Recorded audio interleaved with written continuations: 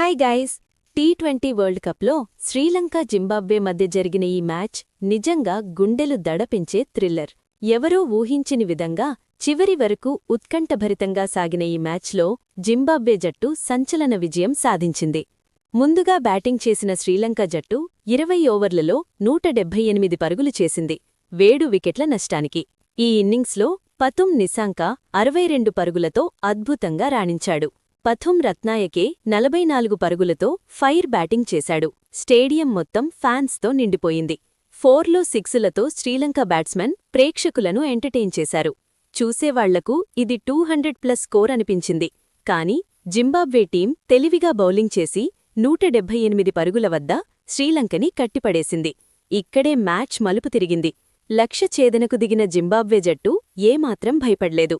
ఆరంభంలోని శ్రీలంక బౌలర్లపై ఎదురుదాడి చేసింది. Brian Bennett 63 పరుగులు, నాటౌట్. సికందర్ రాజా 45 పరుగులు, కెప్టెన్ ఇన్నింగ్స్. టోనీ మున్యోంగా చివర్లో ఫినిషింగ్ టచ్.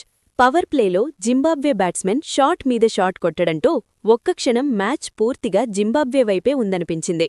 మధ్యలో శ్రీలంక బౌలర్లు వికెట్లు తీసి మ్యాచ్లోకి తిరిగి రావాలని ప్రయత్నించారు. కానీ జింబాబ్వే బ్యాట్స్మెన్ కూల్గా ఆడుతూ మ్యాచ్ను కంట్రోల్ చేశారు.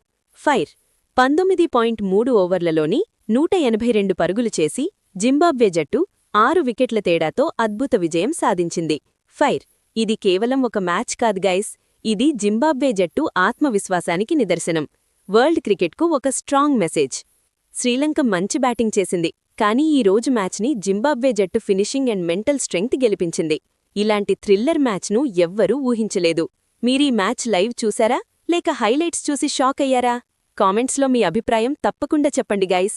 ఇలాంటి ఫుల్ మ్యాచ్ హైలైట్స్ కోసం ఛానల్ని సబ్స్క్రైబ్ చేయండి. Bell cricket.